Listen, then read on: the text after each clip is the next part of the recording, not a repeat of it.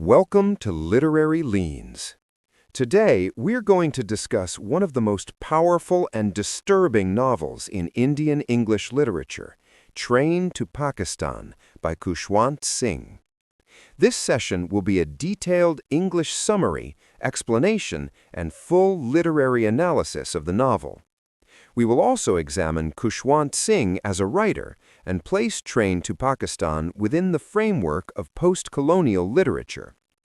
This is a long and serious discussion designed for students of literature, competitive exam aspirants, and readers who want to understand the novel beyond surface-level storytelling.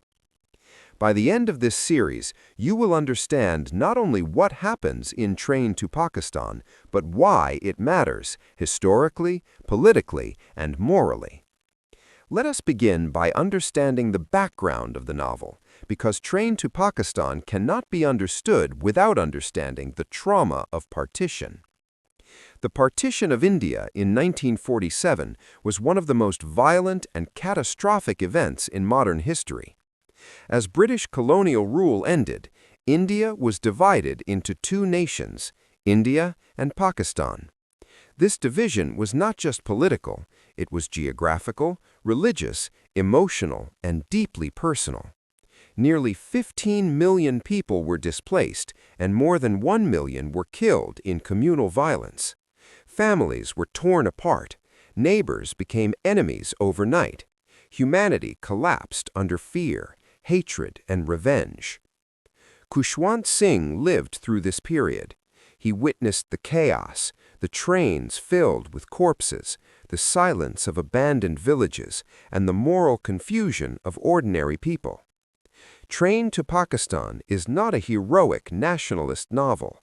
It does not glorify freedom. Instead, it exposes the cost of freedom. It asks an uncomfortable question: what happens to humanity when political decisions are imposed on ordinary lives? This is why Train to Pakistan is often described as one of the most honest partition novels ever written. Now, let us talk about the author. Khushwant Singh was born in 1915 in Hadali, a village that is now in Pakistan. He was educated in India and later in England. He trained as a lawyer but became a journalist, editor, historian, and writer. He served in the Indian government after independence, but eventually resigned. Throughout his life, he remained a sharp critic of hypocrisy, religious extremism, and political opportunism. Khushwant Singh was known for his fearless honesty. He never wrote to please, he wrote to disturb. His writing style is direct, realistic, and often brutally candid. Unlike many Indian English writers of his time, he did not romanticize village life or spiritualize suffering. He believed that literature must reflect life as it is, not as we wish it to be. Train to Pakistan, published in 1956, was his first major novel and remains his most famous work. It immediately gained international recognition and was later translated into multiple languages. The novel is considered a foundational text in Indian English fiction dealing with partition. Now, let us understand why Train to Pakistan is a post-colonial novel. Post-colonial literature deals with the aftermath of colonialism. It examines identity, displacement, power, violence, and the psychological scars left by imperial rule. Train to Pakistan fits perfectly into this category because it shows how colonial exit created chaos rather than harmony. The British decision to divide India was sudden, poorly planned, and indifferent to ground realities. Khushwant Singh does not directly attack the British throughout the novel, but their absence is felt everywhere. Order collapses the moment colonial authority withdraws. The novel exposes how colonial borders, drawn on maps, destroy centuries-old coexistence. Sikhs and Muslims had lived together peacefully for generations in villages like Mano Majra. Partition turns them into enemies without their consent. This is a classic post-colonial theme, the violence of artificial boundaries imposed by colonial power. Another post-colonial element is the focus on marginal spaces. The story does not take place in Delhi or Lahore. It takes place in Mano Majra, a small fictional village near the newly drawn border between India and Pakistan. It is a quiet place where life is regulated by the arrival and departure of trains.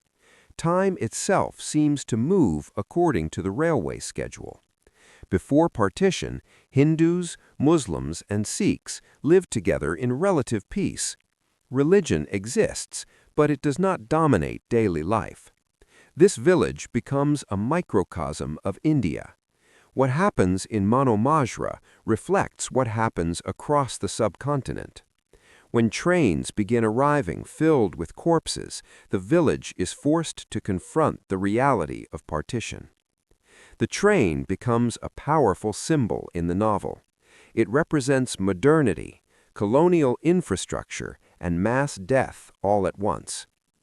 At this point, it is important to understand the moral stance of the novel. Train to Pakistan does not present heroes in the traditional sense. There are no freedom fighters here. Instead, we see flawed individuals, criminals, officials, and ordinary villagers struggling to make sense of sudden violence. The novel suggests that good and evil are not tied to religion. Violence is not exclusive to any one community. Humanity and cruelty exist on all sides. This moral ambiguity is one of the reasons the novel remains relevant today. In the next part, we will begin a detailed summary of the novel, starting with the opening chapters, the crime in Mano Majra, and the introduction of key characters such as Juga, Iqbal, and Hukum Chand. We will analyze how Khushwant Singh slowly builds tension and uses realism to foreshadow the coming tragedy. Now that we have discussed the author and the historical context, let us move into the story itself and understand the opening chapters of Train to Pakistan. The novel begins in the small fictional village of Mano Majra, located near the India-Pakistan border. Khushwant Singh paints a vivid picture of the village, giving us a sense of calm, routine, and simple village life. The residents are mostly Sikhs and Muslims who have lived together peacefully for generations. Daily life revolves around farming, small trades, festivals, and the railway, which connects the village to the wider world. Into this seemingly peaceful setting, the novel introduces its first major tension, the presence of a criminal element. Juga, also known as Jugat Singh, is a local Sikh criminal with a reputation for petty theft and violence. Despite his rough exterior, he is deeply connected to the village and has a hidden moral compass that Khushwant Singh begins to reveal gradually. Juga's character is crucial because he embodies the moral ambiguities of the novel. He is neither entirely heroic nor entirely villainous, and through him, Singh explores how ordinary individuals respond to extraordinary circumstances. The novel also introduces Iqbal Singh, a young, educated social worker from the city. Iqbal arrives in Mano Majra as part of his efforts to organize villagers, promote education, and encourage moral responsibility. His idealism and commitment to justice contrast sharply with the practical, survival-oriented mindset of the villagers. Iqbal represents the modern, rational voice, a moral conscience observing the social and political chaos. Another key character introduced early on is Hukum Chand, the district magistrate.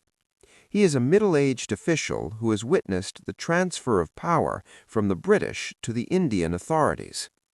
Hukum Chand is highly conscious of law, order, and bureaucracy. He is somewhat detached from village life, but is forced into moral dilemmas as violence begins to encroach upon Mano Majra.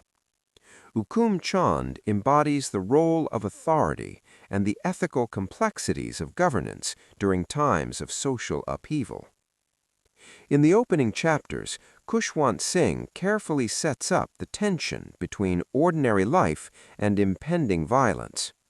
The village is small, familiar, and governed by daily routine, but the distant effects of partition gradually make their presence felt. Rumors of violence, stories of massacres in nearby towns, and the arrival of government orders create an atmosphere of unease. The train, which initially appears as a neutral part of village life, becomes a symbol of impending tragedy. Trains carry goods, people, and news, but in the context of partition, they also carry death and destruction. Khushwant Singh uses this recurring image of the train to foreshadow the horrors that will soon reach Mano Majra. The train is both literal and metaphorical. It is progress and infrastructure, but it is also a vehicle of mass violence, a symbol of the disruption caused by political decisions. By introducing these characters and setting the scene, Singh also establishes key themes of the novel. The first theme is the moral complexity of ordinary people. In Mano Majra, villagers are not inherently violent, yet fear and political manipulation can push them toward cruelty. The second theme is the arbitrary nature of violence during partition. Khushwant Singh shows that victims and perpetrators are often chosen at random, that loyalty to religion or community does not necessarily dictate behavior, and that human morality is tested under extreme conditions. The narrative style of these chapters is worth noting. Singh's prose is clear, direct, and almost journalistic. He does not romanticize the village or sentimentalize suffering. Instead, he provides a detailed, realistic account of events, emotions, and dialogues. This narrative choice makes the coming violence all the more shocking because it feels inevitable and true. Early in the story, a key event occurs that sets the main conflict in motion. The village discovers that a train from Pakistan is expected to arrive, rumored to be carrying massacred bodies. This news disrupts the fragile balance in Mano Majra. Villagers start questioning loyalties, neighbors grow suspicious of each other, and fear begins to replace the harmony of daily life. The train functions as a narrative pivot. It brings the external political chaos directly into the village and forces the characters, both ordinary villagers and officials, to confront moral choices. Juga's role becomes even more critical at this point. Despite his criminal past, he begins to show a protective instinct toward the village. Iqbal's idealism pushes the community to consider nonviolent solutions, while Hukum Chand grapples with the limits of legal authority versus moral responsibility. Singh uses these intertwined perspectives to explore how different social positions, villager, idealist, official, shape responses to communal violence. The novel's early chapters also focus on communal identities. Singh highlights that religious labels, Sikh, Muslim, or Hindu, exist in daily life but are not inherently divisive. Festivals, marriages, and shared routines reveal deep interconnections. However, the looming threat of partition transforms these identities into markers of suspicion and potential violence.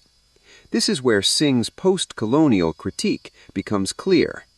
Political boundaries imposed by colonial withdrawal disrupt centuries of coexistence and create arbitrary divisions between communities. As these events unfold, Singh subtly foreshadows individual acts of courage, betrayal, and moral reckoning. The narrative hints that the ordinary villagers will face choices that define their humanity. Will they succumb to fear and participate in violence? Will they protect their neighbors? Will justice and morality survive under extreme social stress? These questions set up the core tension of the novel, one that will dominate the later chapters and climax. In terms of narrative technique, Singh balances character development with social commentary. The descriptions of Juga, Iqbal, and Hukum Chand are detailed, but interspersed with vivid descriptions of the village, agricultural life, and the everyday rhythms of Mano Majra. This dual focus ensures that the reader understands both the individual psychology of the characters and the broader social forces that shape their decisions. By the end of these opening chapters, the stage is fully set. Mano Majra is a microcosm of India, poised on the edge of disaster. The village is small, familiar, and seemingly safe, but external political violence, rumors, and fear have begun to infiltrate daily life. The train becomes a harbinger of tragedy, and every character, from criminals to officials, will be tested morally and psychologically. In Part 3, we will examine the middle chapters of the novel, where tension escalates, the moral dilemmas intensify, and the consequences of partition become unavoidable. We will also analyze Khushwant Singh's use of symbolism, foreshadowing, and postcolonial commentary in these central chapters. Now we move into the central chapters of Train to Pakistan, where the tension in Mano Majra begins to escalate and the consequences of partition become unavoidable. By this stage, Khushwant Singh has established the village, introduced his major characters, and foreshadowed the moral and physical chaos that will enter the lives of ordinary villagers. The first important development in these chapters is the arrival of concrete news about the communal violence outside Mano Majra. Trains arriving from Pakistan carrying massacred bodies spark fear and suspicion among the villagers. The atmosphere of harmony that once defined the community begins to erode. Neighbors who once shared meals, festivals, and celebrations now glance at each other with suspicion. Rumors multiply, exaggerations spread, and fear becomes contagious. Singh demonstrates that in times of political upheaval, ordinary social bonds can disintegrate quickly under the pressure of external threats. The characters' responses to this tension are telling. Juga, who is physically strong and known as a local criminal, starts to reveal his latent moral courage. His internal conflict is one of the most compelling aspects of the novel. On one hand, he is drawn to violence, familiar with lawlessness, and capable of cruelty. On the other, he feels a deep attachment to the village and its people. Singh uses Juga to show that morality in such circumstances is not predetermined by social labels or past behavior. It is tested and forged in extreme situations. Iqbal Singh, the idealistic outsider, serves as the moral and rational conscience during these chapters. He attempts to educate villagers, encourage restraint, and promote empathy, but his voice often clashes with the raw emotions of fear and anger. Through Iqbal, Singh critiques both communal hatred and blind adherence to tradition. Iqbal represents reason, humanism, and the hope that individuals can act ethically even when society is unraveling. Meanwhile, Hukum Chand, the district magistrate, struggles with the limitations of bureaucracy and the law. He embodies the institutional response to crisis. His efforts to maintain order often conflict with the chaotic reality on the ground. Singh uses him to explore the challenges faced by authority figures in times of social collapse. Law and policy cannot fully contain human fear, vengeance, or moral choice. During these middle chapters, the village is also forced to confront the moral dilemma posed by the potential arrival of a train carrying victims of communal massacres. This is where the ethical complexity of the novel reaches its peak. Singh deliberately avoids a simplistic depiction of good versus evil.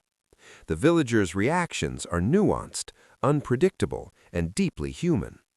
Some consider revenge, others attempt protection, and still others are paralyzed by fear. By showing multiple perspectives, Singh illustrates that the moral landscape of partition is not black and white, but filled with shades of gray. Symbolism is particularly important in these chapters. The train, which has been mentioned since the opening, now becomes a central motif of impending violence and historical inevitability. It is not just a vehicle, it represents the machinery of social upheaval, political mismanagement, and the human capacity for cruelty and courage. The villagers' awareness of the train creates a mounting sense of suspense and horror. Singh's careful pacing ensures that the reader or viewer feels the tension building alongside the characters. Another significant element Singh introduces is the impact of communal identities. As fear spreads, religion becomes a marker of difference and potential threat. Sikhs, Muslims, and Hindus begin to see each other through the lens of suspicion and inherited prejudice rather than personal experience. Singh critiques this transformation, showing that external forces, political, colonial, and social, have manipulated identity to incite violence. The novel thereby functions as both a historical document and a post-colonial critique, emphasizing the arbitrary and destructive nature of imposed boundaries.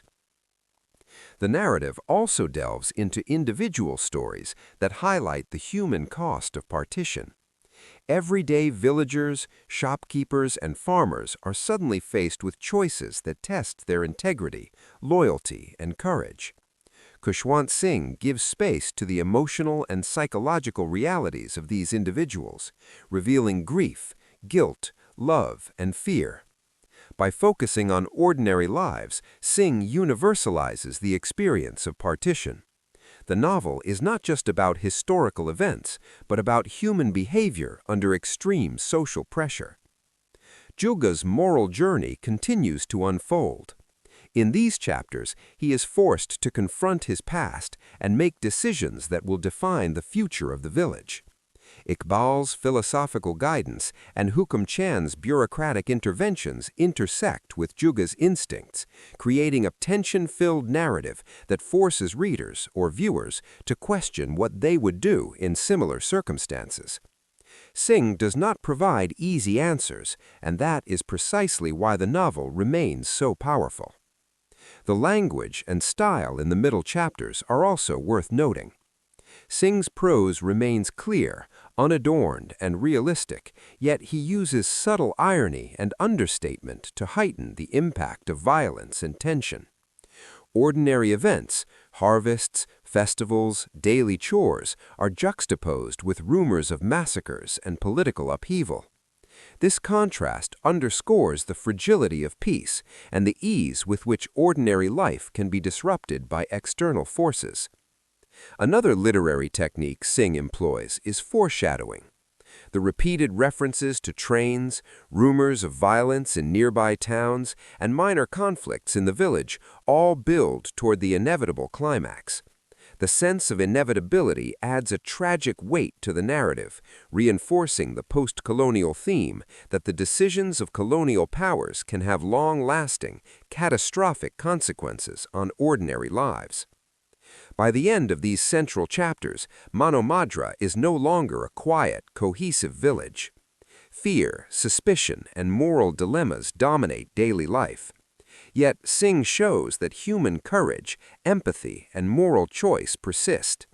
The villagers' responses to the crisis reveal both the fragility and resilience of human society under stress. In Part 4, we will examine the climax of the novel, including the arrival of the train, the moral decisions that define the key characters, and the narrative's ultimate message. We will also analyze the symbolism, the post-colonial critique, and how Khushwant Singh merges historical reality with moral inquiry. Now we arrive at the climax of Train to Pakistan, the part of the novel where tension reaches its peak, moral dilemmas are tested, and the consequences of partition unfold in full force. The narrative that Khushwant Singh has been building since the beginning comes to a head with the arrival of the train from Pakistan, a train carrying victims of communal massacres. This moment is both literal and symbolic. It represents the intrusion of political violence into the intimate, ordinary lives of the villagers and forces every character to confront the ethical, emotional, and existential stakes of their choices.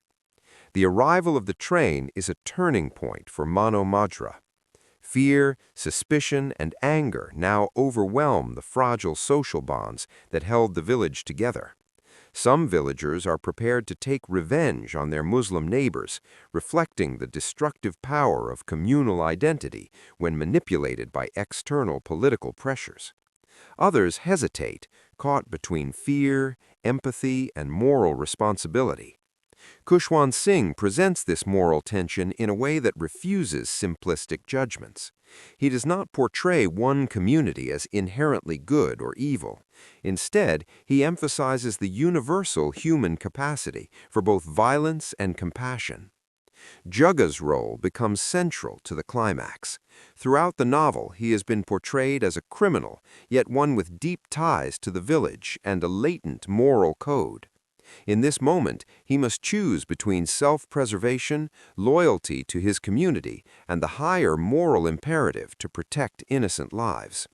His decision to act courageously, even at personal risk, demonstrates that morality is not determined by social status, past behavior, or religious identity. It is forged in moments of ethical crisis. Jugga's actions embody the tension between instinct, social expectation, and conscious choice. Iqbal Singh, the idealistic social worker, plays a contrasting role in the climax. His rational, moral voice seeks to guide the villagers toward humane choices.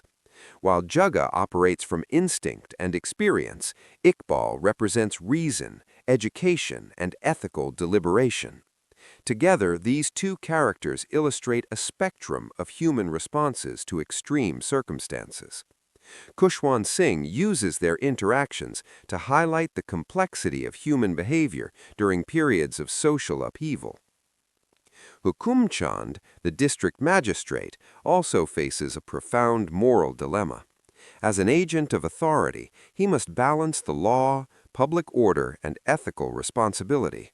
He cannot control all the events in the village, yet he remains deeply conscious of his duty. His reflections and internal conflicts demonstrate the limitations of bureaucracy in addressing moral crises. Singh subtly critiques colonial and postcolonial administrative systems, suggesting that institutions alone cannot prevent violence or moral collapse when human emotions and fears are inflamed. The train itself is perhaps the most powerful symbol in the novel. It embodies several layers of meaning. Literally, it is a vehicle carrying death, tragedy, and the consequences of partition. Symbolically, it represents the machinery of political decisions imposed on ordinary people, the distant policies of governments suddenly becoming intimate threats in the lives of villagers. The train is also a metaphor for historical inevitability. Once communal violence and political boundaries are in motion, individuals must respond, but they cannot fully control the larger forces at play. One of the most striking aspects of the climax is Khushwant Singh's treatment of violence. He presents it realistically, without romanticizing or sensationalizing it. The fear, the hesitation, the decisions to act or refrain, and the consequences of those decisions are all grounded in human psychology. The novel forces the reader or viewer to confront the uncomfortable truth that violence often arises not from inherent evil, but from fear, social pressure, and political manipulation. This makes the climax morally compelling and emotionally devastating. At the same time, the novel highlights moments of heroism, empathy, and ethical courage. Jugga's decision to act selflessly, Iqbal's moral guidance, and the resistance of some villagers to succumb to blind hatred demonstrate that humanity can endure even in the most extreme circumstances. Singh does not offer an easy resolution, yet he provides hope that moral choices, however difficult, remain possible. The conclusion of the novel is deliberately restrained and reflective. The narrative does not end with grand triumph or cathartic resolution. Instead, Singh emphasizes the personal, moral, and social consequences of partition. Lives are lost, communities are fragmented, and innocence is destroyed. But the novel leaves the reader with the realization that human dignity, ethical choice, and empathy are essential tools for survival and moral integrity. The focus on ordinary lives and ethical decisions underscores the post-colonial perspective. Political freedom and independence are insufficient if they are accompanied by violence, injustice, and social fragmentation. In terms of literary technique, Khushwant Singh's prose in the climax remains deceptively simple. He does not rely on ornate language or abstract philosophical exposition. Instead, he uses precise, concrete details to evoke the intensity of human emotion and social disruption. Dialogue, internal monologues, and observational passages combine to create a narrative rhythm that mirrors the rising tension and ultimate moral confrontation. This realism is part of what makes Train to Pakistan such a compelling work in Indian English literature. From a post-colonial perspective, the climax of Train to Pakistan demonstrates the devastating impact of colonial decisions on ordinary people. The British withdrawal, the hurried creation of borders, and the failure to anticipate social consequences result in chaos and moral dilemmas. Singh's depiction of these events highlights the long-lasting effects of colonialism, the arbitrary nature of imposed boundaries, and the ethical burden placed on ordinary citizens in the aftermath of imperial rule. In addition, the novel raises profound questions about identity, religion, and community. Communal labels are shown to be both socially constructed and manipulable. Violence is not inherent in religion, but is provoked by fear, politics, and historical circumstances. Through the climax, Singh challenges the audience to reconsider assumptions about identity, morality, and the social forces that shape human behavior. By the end of the novel, the audience is left with a nuanced understanding of partition. Train to Pakistan is not merely a historical recounting of violence, it is a moral inquiry, a psychological study, and a post-colonial critique. It examines how ordinary people navigate extraordinary crises, how institutions succeed or fail in maintaining order, and how individual courage and ethical choice remain crucial in the face of social collapse. In Part 5, we will discuss major themes, symbolism, character arcs, and post-colonial analysis, connecting them to the broader historical and literary context. We will also explore why Train to Pakistan remains relevant today, both as a historical novel and as a study of human morality under duress. Now that we have covered the climax of Train to Pakistan, it is important to explore the major themes, symbolism, and literary significance of the novel. One of the most striking aspects of Khushwant Singh's work is his treatment of human morality. The novel repeatedly shows that ordinary people are neither entirely good nor entirely evil. Their choices are tested under extreme circumstances, and morality is revealed in moments of crisis. Juga, the local criminal, embodies this moral ambiguity. Though he has a history of petty crime and violence, he performs acts of courage that protect the villagers and preserve human life. Singh writes, "When fear grows too strong, men forget themselves, but courage sometimes comes from the least expected places."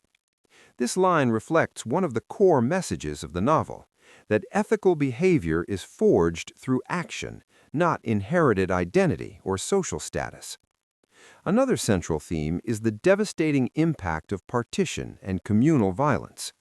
The novel demonstrates that violence is often provoked not by inherent enmity between communities, but by political decisions and historical circumstances. Mano Majra, a village where Sikhs and Muslims have coexisted peacefully for generations, becomes a microcosm for the tragedy of partition. When news of massacres in nearby towns arrives and trains from Pakistan carry the dead, the fragile social fabric begins to unravel. Singh observes, "In Mano Majra, they had lived together, laughed together, worked together. Yet suddenly, the world outside demanded that they see each other as enemies." This passage highlights the arbitrary nature of communal divisions and reflects Singh's post-colonial critique, showing how colonial policies and hasty political decisions imposed violence on ordinary lives. Fear and rumor also play a crucial role in the narrative. Singh illustrates how misinformation and collective anxiety can transform neighbors into suspects and ordinary citizens into perpetrators. The villagers, once accustomed to harmony, become increasingly suspicious of one another, and communal identity begins to overshadow personal experience. Iqbal Singh, the idealistic social worker, provides a rational and moral perspective, attempting to educate and guide the villagers. He serves as a counterbalance to the rising tide of fear and represents reason, ethics, and humanism in contrast to the chaos surrounding him. Love, sacrifice, and personal loyalty emerge as further themes, humanizing the historical and political narrative. Juga's love for Nuran demonstrates that personal bonds can provide resilience and courage even in the darkest circumstances. Singh writes, "Love was a small rebellion in a world that had gone mad. It was fragile, yet it carried the weight of hope." These moments of personal connection contrast sharply with the collective violence and highlight the enduring importance of empathy, human bonds, and ethical choice. Symbolism enriches the narrative's narrative. The train is perhaps the most powerful symbol, representing not only death and violence, but also the unstoppable momentum of historical events and political decisions. Every train that arrives in Mano Majra brings fear and tests the moral courage of its inhabitants. The village itself functions as a symbol of India before partition, where coexistence was possible, yet vulnerable to external pressures. Singh's use of these symbols emphasizes the moral and historical stakes of the story. In terms of literary technique, Singh's prose is deceptively simple, yet highly effective.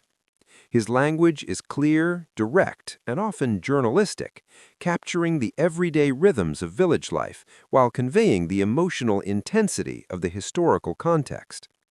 Ordinary events, such as harvests or festivals, are juxtaposed with rumors of massacres, creating a striking contrast that amplifies the suspense and moral complexity of the narrative. This realism makes the novel both accessible and profoundly moving, allowing readers to understand the human dimension of historical events.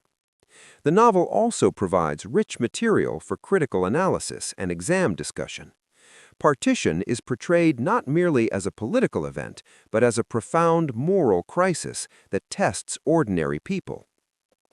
Characters such as Juga, Iqbal, and Hukum Chand demonstrate the complexity of human behavior under pressure. Juga's transformation from a criminal to a morally courageous figure shows that ethical choices are often situational and forged in adversity. Iqbal's rational guidance underscores the importance of education, empathy, and moral reasoning, while Hukum Chand's struggles reveal the limitations of institutional authority in maintaining ethical order. Singh's post-colonial perspective is evident throughout. The British departure and the arbitrary creation of borders result in chaos, displacement, and moral dilemmas for ordinary citizens. Violence is not inevitable, it is a consequence of political mismanagement, fear, and manipulation.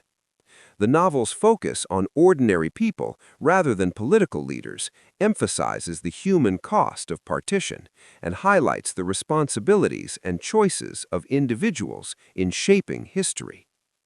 The thematic richness of Train to Pakistan extends to the exploration of human courage, empathy, and resilience. Even amid widespread violence, moments of moral clarity and personal sacrifice emerge. Juga's actions, Iqbal's guidance, and the resistance of some villagers to participate in hatred illustrate the enduring presence of humanity. Singh's narrative suggests that while historical events can impose suffering, the capacity for ethical action and compassion remains a defining feature of human society. In conclusion, Train to Pakistan is not simply a historical account of partition. It is a moral inquiry, a psychological study, and a post-colonial critique. It examines how ordinary people respond to extraordinary circumstances, how social and political pressures influence behavior, and how courage and ethical choice persist despite fear and violence. The novel's enduring relevance lies in its honest portrayal of human nature, its critique of historical injustices, and its demonstration of the moral complexity of life in times of social upheaval. By focusing on characters who are deeply human, flawed, yet capable of moral courage, Khushwant Singh ensures that the novel remains both a compelling story and a vital ethical lesson for readers today. In Part 6, we will conclude the series by summarizing the novel's literary legacy, its relevance to post-colonial studies, and its practical takeaways for students and literature enthusiasts. We will also provide a final reflection on why Train to Pakistan remains a cornerstone of Indian English literature and how it can be used for critical analysis and exam preparation. Now, we arrive at the conclusion of our discussion on Train to Pakistan by Khushwant Singh. After examining the plot, the characters, the climax, and the moral and historical dimensions of the novel, it is essential to reflect on its literary legacy, critical significance, and relevance for readers today. Train to Pakistan is widely regarded as a seminal work in Indian English literature and a cornerstone of partition literature. Unlike many novels that focus on grand political events or nationalist narratives, Singh situates his story in a small village, Mano Majra, showing the human consequences of political decisions. By choosing ordinary people as his central characters, he ensures that the narrative is accessible, relatable, and morally engaging. The novel's strength lies in its realistic portrayal of human behavior under extreme social and political stress, combining historical fact with literary artistry. One of the most notable contributions of the novel is its post-colonial perspective. Singh does not need to explicitly attack colonial powers. The impact of British withdrawal and arbitrary partitioning is evident in every page. The moral chaos, communal violence, and displacement that the villagers experience are direct consequences of colonial policies. Through the microcosm of Mano Majra, Singh critiques the enduring legacy of colonialism and emphasizes how political decisions at the top cascade down to affect the lives of ordinary people in devastating ways. From a literary perspective, Train to Pakistan excels in several areas. Its narrative style is simple, direct, and often journalistic, yet it carries profound ethical and emotional weight. Singh avoids romanticizing rural life, sentimentalizing suffering, or presenting a one-sided view of communal conflict. His characters are multidimensional, flawed yet capable of courage and moral insight. The symbolic use of the train as both a literal and metaphorical vehicle of violence, change, and historical inevitability is masterful, and the village itself represents both the stability and fragility of human communities. The novel's relevance today cannot be overstated. While partition is a historical event, the moral questions it raises about fear, identity, courage, loyalty, and ethical choice are timeless. Singh reminds us that ordinary people can be forced into extraordinary ethical decisions, and that human morality is tested not in calm times, but in moments of fear, upheaval, and injustice. His portrayal encourages readers to reflect on their own responses to social, political, and moral crises, making the novel a powerful study of human behavior as well as history. For students and literature enthusiasts preparing for exams or critical analysis, Train to Pakistan offers multiple points of discussion. One may examine the depiction of partition as both a political and moral crisis, analyze Juga's character as morally ambiguous yet courageous, evaluate the narrative's post-colonial critique, and explore how symbolism, especially the train and the village, enhances the novel's thematic depth. The ethical dilemmas faced by Iqbal, Juga, Hukam Chand, and the villagers provide rich material for essay writing, critical thinking, and discussion.